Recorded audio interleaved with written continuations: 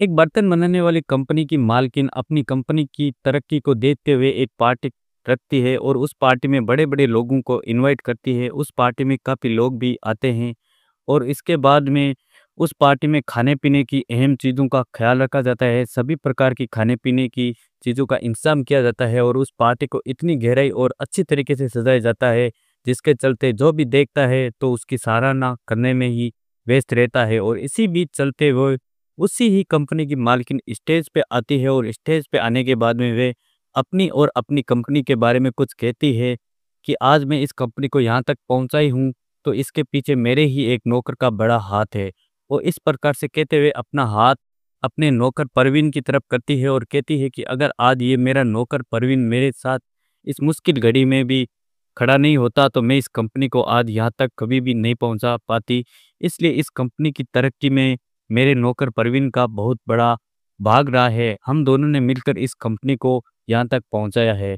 और इस इतना ही कहने के बाद भी सभी लोग उसकी तरफ देखते हैं और देखने के बाद तालियों की गिड़गिड़ाहट करते हैं। और इसकी के बीच पार्टी चलती रहती है और उसके बाद में सभी लोग खाने-पीने में व्यस्त हो जाते हैं।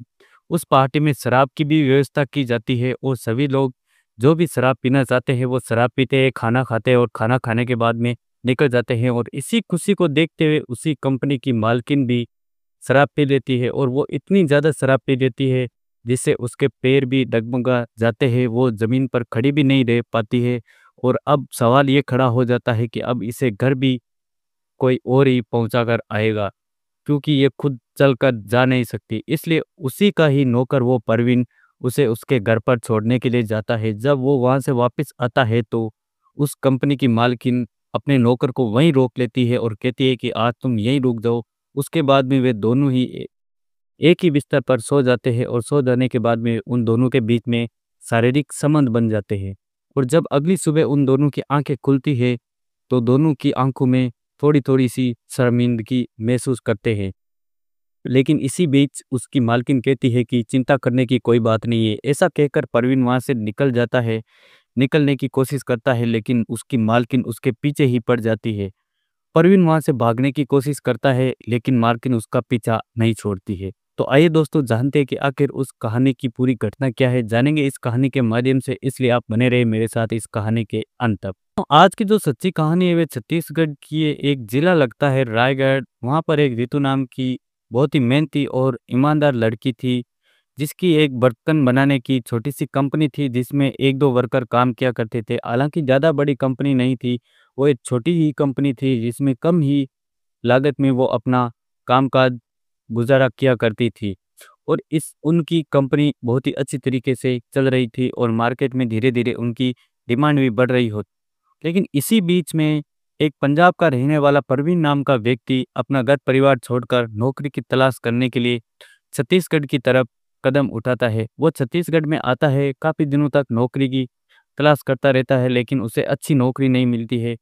वो इतने में खुश नहीं था और वो सिर्फ़ लोगों की कुछ मदद किया करता था और उसके बदले उसे 10-20 रुपए मिल जाया करते थे। इससे उसका खर्चा भी नहीं निकलता था और इसके चलते उसके मन में काफ़ी तरीके से सवाल उठने लग जाते हैं कि इतने में तो मेरा खर्चा ही निकल पाता है और अगर मुझे और भी कुछ काम करना चाहिए। और इस प्रकार से वे सोच विचार करके एक अच्छी नौकरी की तलाश करने में निकल जाता है और सोचता है कि इन छोटी-मोटी नौकरियों से कुछ नहीं होगा, मुझे कोई अच्छी नौकरी की तलाश करनी होगी। और इस प्रकार से वो करते-करते काफ़ी जगहों पर नौकरी की तलाश करता है लेकिन उसे कहीं पर भी नौकरी नहीं मिलती है। और इसी के चलते हुए छत्तीसगढ़ के रायगढ़ जिले की तरफ अपना कदम बढ़ाता है और वहाँ जाकर काफ़ी जगहों पर नौकरी की पूछताछ करते हैं। काफ़ी जगहों पर उसको मना कर दिया जाता है। लेकिन उसी में वहाँ पर 2 भाई रमेश और अर्जुन, ये दोनों वहाँ पर अंडे का ठेला लगाया करते थे। ये दोनों उसको रोकते हैं और बताते हैं कि अगर तुम्हें नौकरी की तलाश है तो यहाँ पर एक छोटी-सी कंपनी है जहाँ पर बर्तन बनाए जाते हैं और उस कंपनी में शायद तुम्हें काम मिल सकता है। ये उसका एड्रेस है, उसको एड्रेस बताते हैं और कहते हैं कि शायद एक बार तुम कोशिश कर लो। उसके बाद परवीन उन दोनों के बताए हुए एड्रेस पे जाता है और उस कंपनी के अंदर जाता है और उस कंपनी का जो ऑफिस होता है, ऑफिस में उस कंपनी की मालकिन रितु बैठी हुई थी। अंदर जानते वक़्त वो दरवाज़ा खटखटाता है और अंदर जाता है और कहता है कि मैम, क्या आपकी कंपनी में मुझे कोई काम मिल सकता है? मैं आपकी कंपनी में काम करने के लिए आया हूँ। वो ऐसा कहता है, तभी उसी कंपनी की मालकिन रितु के पास में एक कॉल आता है और कहता है कि मैम, हमें यहाँ से लगभग 5 लाख के बर्तन खरीदने हैं। तो मैम बहुत ही ज़्यादा खुशी से झूम उठती है और उसकी खुशी का कोई ठिकाना नहीं रहता है। वो इतनी ज़्यादा खुश हो जाती है कि वो शायद किसी को बयाँ नहीं कर पाती है। और ऐसा कहने के बाद में वो ऑर्डर को कंप्लीट करती है और फ़ोन को कट कर देती है।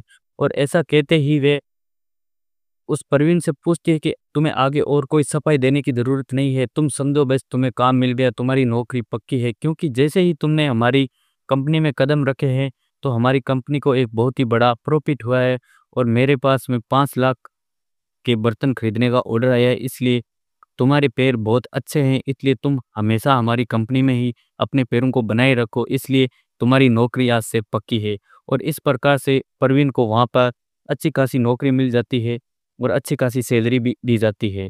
और ऐसा करते-करते उन दोनों ने मिलकर कंपनी को इस मुकाम तक पहुँचा दिया जाता है, जिसकी कोई कल्पना भी नहीं कर सकता। परवीन हमेशा अपनी मालकिन को नए-नए आइडिया देता और इस प्रकार से करो मैम, इस प्रकार से करो, ऐसा कहकर अपनी कंपनी को बहुत ही ज़्यादा आगे बढ़ा देते हैं। इस प्रकार से दोनों ही आपस में एक-दूसरे से बहुत ही खुशी-खुशी से रहते हैं और उस कंपनी की मालकिन भी उसको नौकर नहीं मानती थी, वो भी उसके साथ में अच्छा व्यवहार किया करती थी। और परवीन भी बहुत ही ईमानदार और अच्छा लड़का था, वो अपनी कड़ी मेहनत से उस कंपनी में अपनी पूरी-पूरी भागीदारी निभाता है।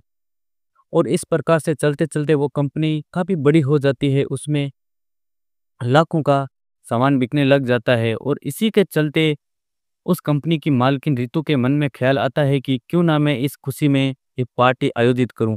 और इस प्रकार से उसका नौकर परवीन और वो रितु मालकिन दोनों मिलकर एक पार्टी का इंतजाम करते हैं और उस पार्टी में बड़े-बड़े लोगों को इनवाइट करते हैं, ताकि उन्हें भी पता चले कि कैसे एक कड़ी मेहनत करके हम दोनों ने इस कंपनी को खड़ा किया है। और इस प्रकार से काफ़ी लोगों को आमंत्रित करते हैं, जहाँ पर बड़ी-बड़ी कंपनियों के मालिक भी होते हैं, वो सभी उस कंपनी में एकत्रित होते हैं और उस पार्टी को इतनी गहराई और अच्छी तरीके से सजाया जाता है, जैसे मानो एक शादी सजाई जा रही है। और इस प्रकार से उस पार्टी में काफ़ी लोग भी एकत्रित होते हैं और उस पार्टी में खाने-पीने की कोई भी कमी नहीं थी, उसमें शराब और खाने की कई अन्य चीज़ें भी सम्मिलित थी। और इसी बीच में उस कंपनी की मालकिन रितु उस स्टेज पे आती है और अपनी कंपनी के बारे में, जहाँ उन लोगों को, जहाँ जितने भी लोग वहाँ पर खड़े थे या बैठे हुए थे, उस कंपनी में जितने भी उस पार्टी में सम्मिलित हुए उनको बताती है और कहती है कि आज अगर मैं इस कंपनी को इस मकाम तक पहुँचाई हूँ, तो इसमें मेरी अकेला ही हाथ नहीं है, इसमें मेरे एक नौकर का भी बहुत बड़ा हाथ है। क्योंकि अगर आज वो इस कंपनी में नहीं होता, तो शायद ही मैं इस कंपनी को इस मकाम तक पहुंचा पाती। और मैंने कभी भी कल्पना नहीं की थी कि मेरी ही कंपनी इस मकाम तक पहुंच जाएगी, इतनी तरक्की मेरी कंपनी करेगी, मैंने कभी भी कल्पना नहीं की है। और इस प्रकार से कहते हुए वे परवीन की तरफ इशारा करती है कि ये परवीन आज मेरे साथ खड़ा नहीं रहता, तो मैं इस कंपनी को यहाँ तक नहीं पहुँचा पाती। और ऐसा कहते ही वहाँ पर खड़े सभी लोग परवीन की तरफ देखते हैं और तालियां बजाकर उसका स्वागत करते हैं और मन में ख्याल लाते हैं कि एक कंपनी में नौकरी करने वाला नौकर इस ऐसी कंपनी यहाँ इस कंपनी को यहाँ तक पहुँचा देता है, वाकई ये बहुत ही बड़ी बात है। और ऐसा कहकर पार्टी को जारी रखते हैं और सभी लोग पार्टी का आनंद लेते हैं, खाते हैं, पीते हैं और अपने-अपने घर की तरफ चले जाते हैं। और इन सब खुशी को देखते हुए उस कंपनी की मालकिन रितु भी अपनी कंपनी की तरक्की को देखकर काफ़ी शराब पीने लग जाती है। हालाँकि परवीन उसे मना करता है, लेकिन वो कहती है कि आज मुझे तुम मत रोको, क्योंकि आज मुझे बहुत ज़्यादा खुशी हुई है, इसलिए मैं शराब पीना चाहती हूँ। और ऐसा कहकर वो काफ़ी शराब पी लेती है, जिससे उसके ऊपर शराब का इतना नशा चढ़ जाता है कि वो अब खड़ी भी नहीं हो पाती है। खड़ी होने की कोशिश करती है, लेकिन वो फिर से गिर जाती है। वो सही तरीके से अपने पैरों पर खड़ा भी नहीं हो पाती है। और सवाल उठता है कि अब उसे घर भी नहीं जाया जा सकता, क्योंकि अब उसे उसी के नौकर परवीन को उसके घर छोड़ के आना होगा। परवीन अपनी मालकिन को गाड़ी में बैठाता है और उसके घर पर पहुंचा देता है। अब मालकिन इतनी ज़्यादा शराब पी लेती है जिससे उसका जी मिचलाता है और उसे उल्टियाँ हो जाती है। उल्टियाँ होने के कारण उसके सारे कपड़े गंदे हो जाते हैं और वहाँ पर कोई नहीं होता है तो परवीन उन कपड़ों को बदलने में उनकी मदद कर देता है। हालाँकि नशा इतना भी गहरा नहीं था कि उसे कुछ होश नहीं था, हालाँकि होश तो था, परवीन को भी सब कुछ होश था और उसकी मालकिन को भी काफ़ी हद तक होश था। और इस प्रकार से जब उल्टियों से उसके कपड़े गंदे हो जाते हैं तो परवीन उन कपड़ों को बदलने में उनकी मदद करता है और इसके बाद जो है वहाँ से निकलने की तैयारी करता है। तभी मालकिन उसे कहती है कि मेरी तबीयत काफ़ी ख़राब है, इसलिए तुम आज यहीं रुक जाओ, क्योंकि अगर रात को मेरी ज़्यादा तबीयत ख़राब हो गई तो मुझे अस्पताल भी कौन लेके जाएगा। इसलिए परवीन वहीं रुक जाता है और उसके बाद भी वे दोनों एक ही बिस्तर पर सो जाते हैं। और सो जाने के बाद में रात को उन दोनों के बीच में शारीरिक संबंध बन जाते हैं, जिसकी न तो कभी परवीन ने कल्पना की थी और न ही कभी उसकी मालकिन रितु ने। और उन दोनों के बीच में शारीरिक संबंध बन जाते हैं। अब जैसे ही उन दोनों की अगली सुबह आँख खुलती है तो दोनों की आँखों में गहराई और नमी शर्मिंदगी थी। तो उसकी मालकिन कहती है कि डरने की कोई बात नहीं है, अक्सर हम दोनों के बीच में जो हुआ वो एक हादसा था, इसकी कोई चिंता करने की बात नहीं है। लेकिन परवीन को काफ़ी अहम और सहज महसूस होता है कि आखिर मैं अपनी मालकिन के साथ में ऐसा कैसे कर सकता हूँ। मालकिन उसे समझाती है, ल लेकिन उसके मन में एक अलग ही तरह का व्यवहार बन जाता है। अब वो परवीन वहाँ से जाने की कोशिश करता है, लेकिन उसकी मालकिन उसके पीछे ही पड़ जाती है कि अब तो तुम्हारे बगैर मैं एक पल भी रह ही नहीं सकती, क्योंकि तुम्हारे ही आने से मेरी कंपनी इतनी तरक्की कर चुकी है, तो क्यों ना अगर हम हमेशा हमेशा के लिए एक हो जाए, तो पता नहीं हम कहाँ तक पहुँच जाएँ।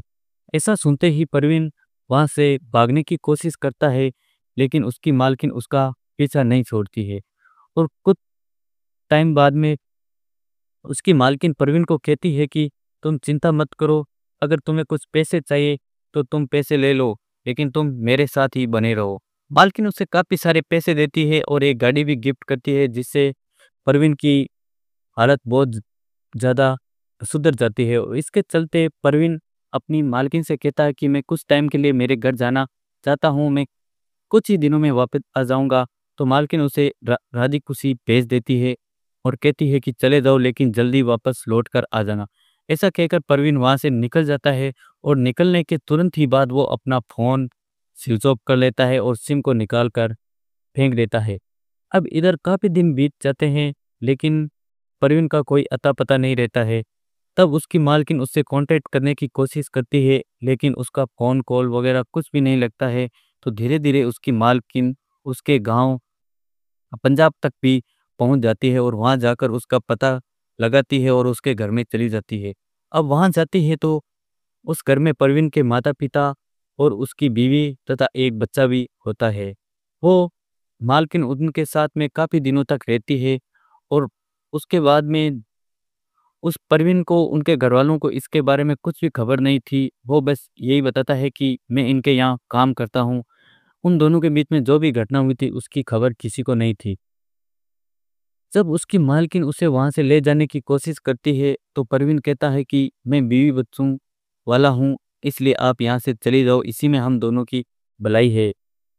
लेकिन उसकी मालकिन एक भी नहीं सुनती है और परवीन को अपने साथ ले जाने की जिद करती है। फिर वे पूरी घटना अपने घर परिवार वालों को बताते हैं, तो उन सभी को वो घटना अचंभित लगती है और सभी के पैरों तले से जमीन हिल जाती है कि आखिर इतनी बड़ी उम्र की महिला के साथ में हमारा बेटा नाजायज संबंध कैसे बनाए रख सकता है, क्योंकि उस महिला की उम्र लगभग 50 से 55 के बीच में थी और परवीन की उम्र 22-23 साल की थी।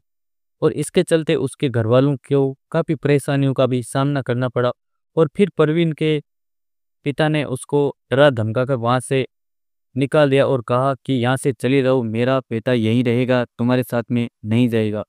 और उसके बाद वहाँ से चली जाने के बाद में वो उन परवीन के खिलाफ कंप्लेन लिखवाती है कि परवीन मेरे साथ 4 सालों तक रहा और हम दोनों एक दूसरे के साथ रिलेशनशिप में रहे हैं और उसके बाद में भी वह मेरे से मेरे साथ रहने से इनकार कर रहा है। तो पुलिस वाले भी थोड़ा हक्के-बक्के रह जाते हैं कि आखिर ऐसा कैसे हो सकता है? और उसको विश्वास दिलाया जाता है कि हम आपकी कार्रवाई को आगे तक लेकर जाएँगे और आपको इंसाफ दिलाएँगे। तो दोस्तों इस प्रकार से ये थी आज की कहानी। तो दोस्तों रिश्ता चाहे कैसा भी हो, एक शारीरिक संबंध ने उसको पूरी तरीके से झकझोर दिया था और ये एक कैसे इतनी बड़ी कंपनी की मालकिन एक नौकर के पीछे पड़ जाती है, इसकी कोई कल्पना भी नहीं कर सकता था, क्योंकि वो चाहती तो एक अच्छे खासे बिजनेसमैन के साथ में भी शारीरिक संबंध बना सकती थी और उससे ही विवाह कर सकती थी। लेकिन उसका मन उसी ही नौकर पर आ गया, जिसके चलते जैसे ही उसने अपनी उसकी कंपनी में कदम रखे तो उसी दिन से उसकी कंपनी तरक्की करने लग गई। तो दोस्तों इस कहानी को सुनाने से आप सभी को दुखी करने का इरादा नहीं है, बल्कि आपको समाज के प्रति जागरूक करने की कोशिश करते हैं।